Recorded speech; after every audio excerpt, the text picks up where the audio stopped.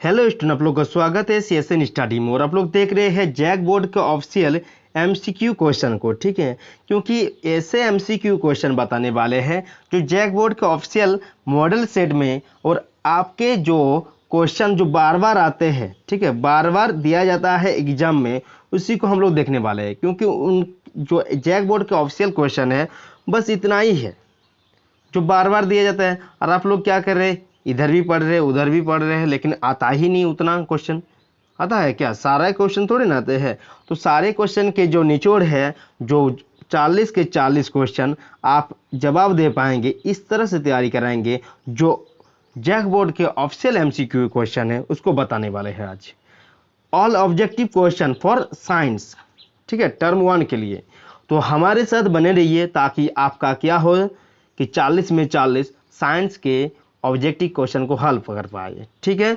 चलिए चलते हैं क्वेश्चन की ओर। तब तक के लिए हमारे चैनल में बने रहिए और स्किप करके नहीं देखिएगा वीडियो को, नहीं तो आपका स्किप हो जाएगा नंबर में। ये क्वेश्चन बताएंगे, बायोलॉजी का बता रहे हैं।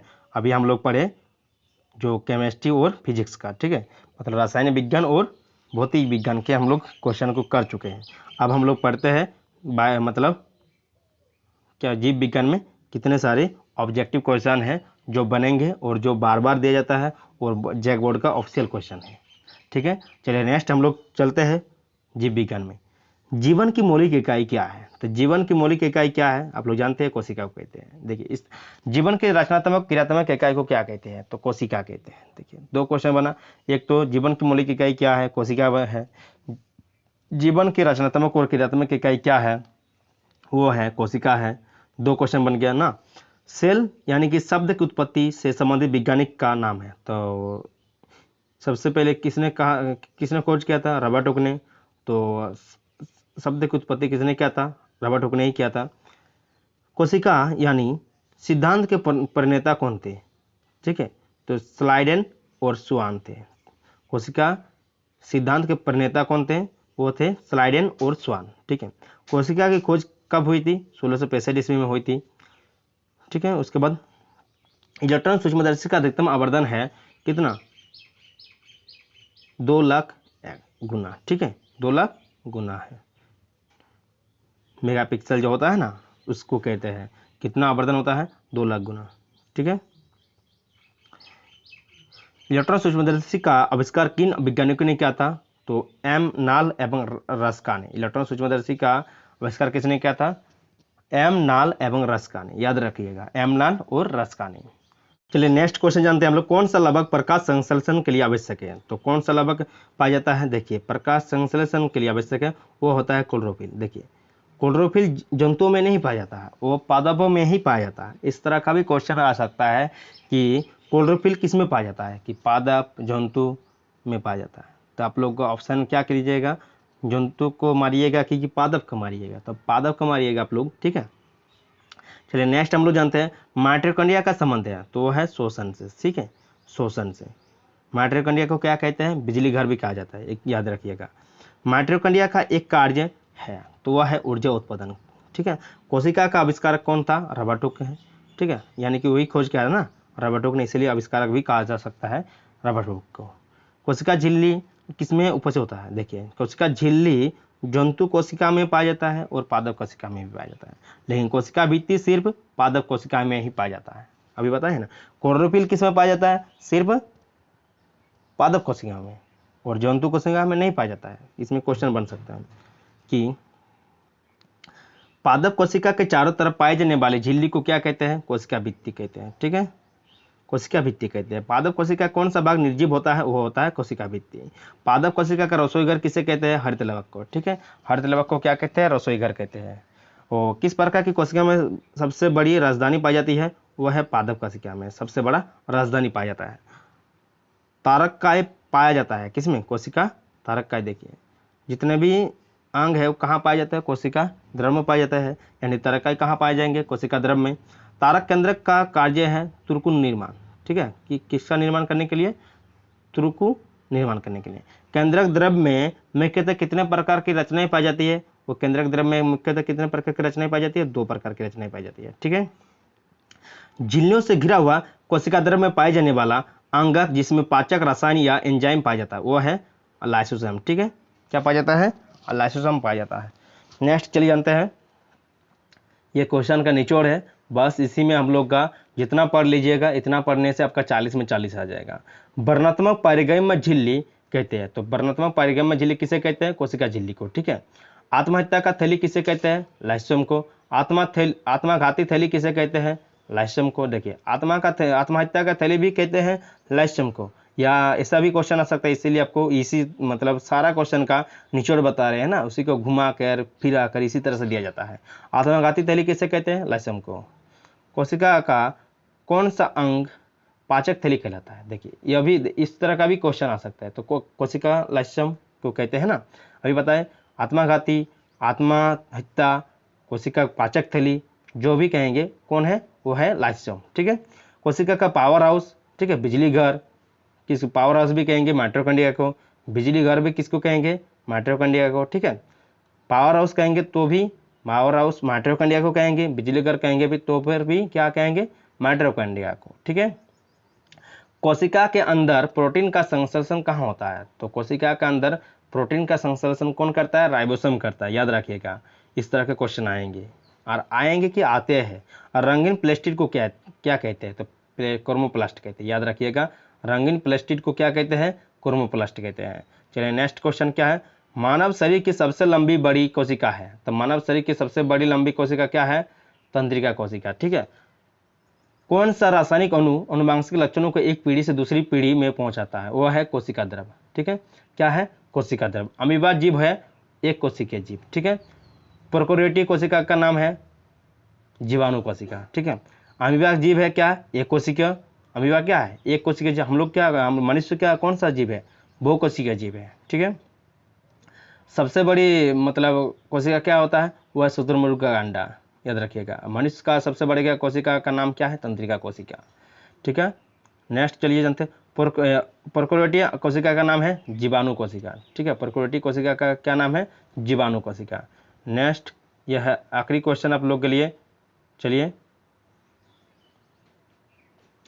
नेक्स्ट और आखिरी पेज के लिए हम लोग चलते हैं। उससे पहले हमारे चैनल में नए हैं तो लाइक कीजिए, शेयर कीजिए और सब्सक्राइब कीजिए। इतना पढ़ लीजिएगा तो आपको और पढ़ने की जरूरत नहीं है। पादप और जंतु कोशिका में प्रमुख अंतर है, तो पादप और जंतु कोशिका में क्या अंतर है? पोषण संबंधी। ठीक है, पोषण संबंधी अंतर है। सबसे बड़ा अंतर क्या है? पोषण, वो खुद स्वयं अपना क्या कर सकता है? खाना बना सकते हैं, लेकिन हम लोग स्वयं कहाँ बनाते हैं ना,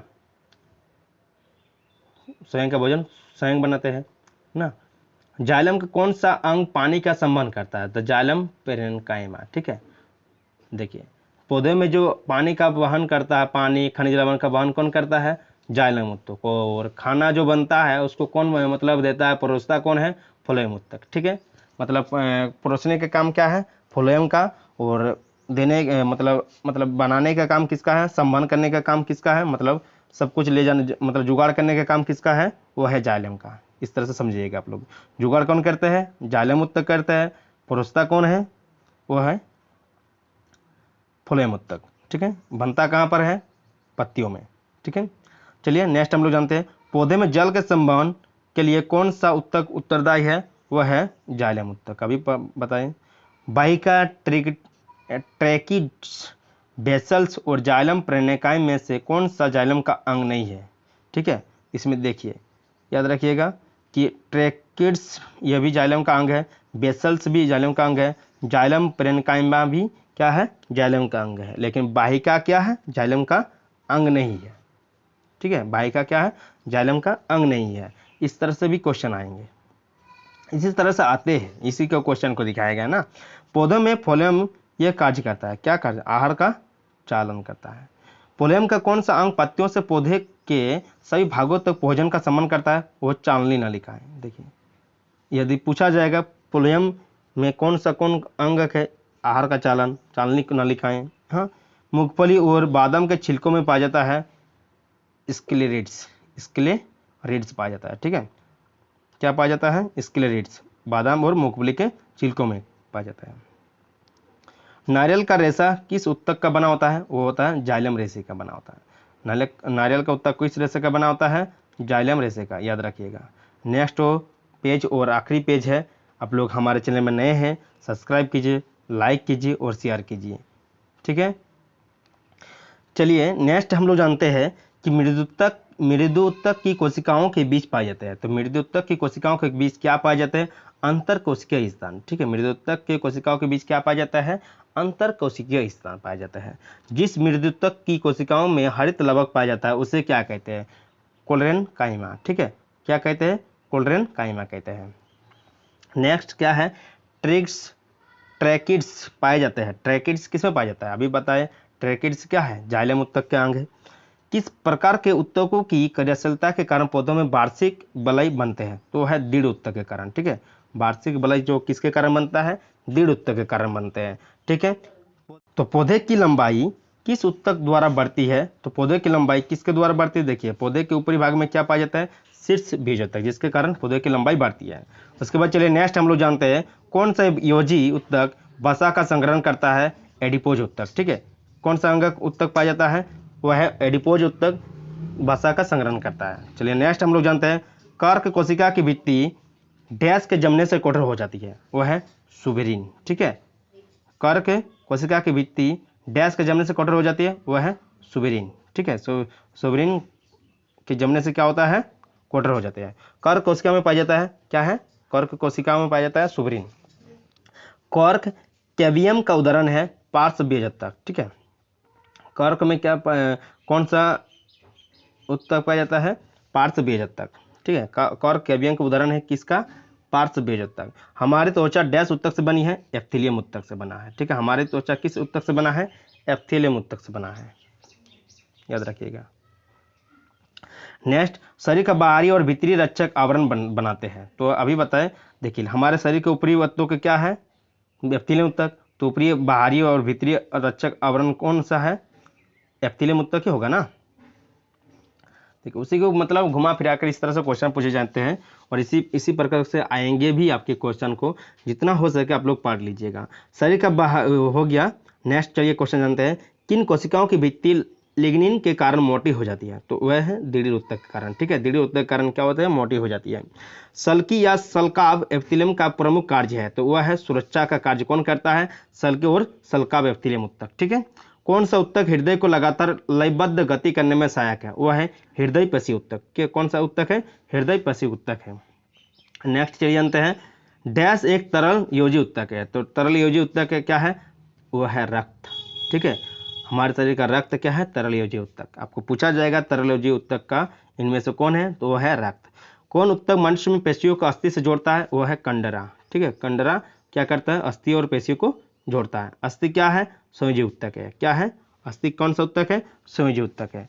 उपस्थियों में कौन सी कोशिका पाई जाती है? कॉन्ड्रियोसाइट्स। उपस्थिति में कौन सा कोशिका पाई जाते हैं? कॉन्ड्रियोसाइट्स। लिगामेंट का निर्माण कौन करता है? पीला तंतुमय उत्तक, ठीक है। पीला लिगामेंट जो होता है हमारे शरीर में वो क्या करता है? हमारे शरीर के जोड़ने वाली रिश्तेदार उत्तक का कार्य करता है। जोड़ने वाली आपस में जो अस्थियों को जोड़ता है कौन? लिगामेंट कहते हैं उसको, ठीक है। मांसपेशी तथा अस्थियों को जोड़ती है कौन? टेंडन जोड़ता है, ठीक है। मांसपेशियों, देखिए दो अस्थियों के बीच कौन जोड़ता है? लिगामेंट जोड़ता है। मांसपेशी और अस्थियों को कौन जोड़ता है? टेंडन जोड़ता है, ठीक है। हमारे शरीर की गति को कौन नियंत्रित करता है? ठीक है। हमारे शरीर की गति को कौन नियंत्रित करता है? वो है रक्त रेखित मांसपेशी। रेखित मांसपेशी हमारे शरीर को क्या करता है? गति को नियंत्रित करता है। कौन अंगों से संदेश ग्रहण करता है? डेंड्राइट्स। डेंड्राइट्स के अंगों के कारण हम लोग को मतलब संदेश को हम लोग तुरंत ग्रहण करते हैं, ठीक है। नेक्स्ट चलिए जानते हैं कौन कोशिका से पेशी तक संदेश पहुंचता है? एक्जन, ठीक है। कौन सा? एक्जन के कारण। नेक्स्ट चलिए जानते हैं ट्रेकियो और अंडवाहिनी में पाया जाता है कौन सा उत्तक पाया जाता है? वह है बसीय उत्तक, ठीक है। कौन सा उत्तक होता है? बसीय उत्तक पाया जाता है। चलिए नेक्स्ट हम लोग यह है हमारा ट्रेकियो और कौन सा उत्तक पाया जाता है? बसीय उत्तक पाया जाता है किसमें? ट्रेकियो और अंडवाहिनी में पाए जाने वाला उत्तक है। चलिए हम लोग आज देख लिए तीनों को, मतलब तीनों जो इम्पोर्टेंट है। इम्पोर्टेंट तीनों मतलब क्या? हम लोग फिजिक्स देखें, केमिस्ट्री देखें और बायो देखें, यानी कि भौतिक विज्ञान को देखें, रसायन विज्ञान को देखें और बायोलॉजी, इतना ही सारा आप कर लीजिएगा ना, आपका 100% बोल रहे हैं कि 40 में 40 कहीं नहीं छूटने वाला नहीं है। ठीक है, चलिए नेक्स्ट क्लास में आप लोगों को कौन सा वीडियो चाहिए और कौन सा आपको दिक्कत हो रहा है उसी का वीडियो बनाएंगे। तब तक के लिए देखते रहिए CSN स्टडी और जय हिंद। मिलते हैं नेक्स्ट वीडियो में, कमेंट कीजिए आप लोग।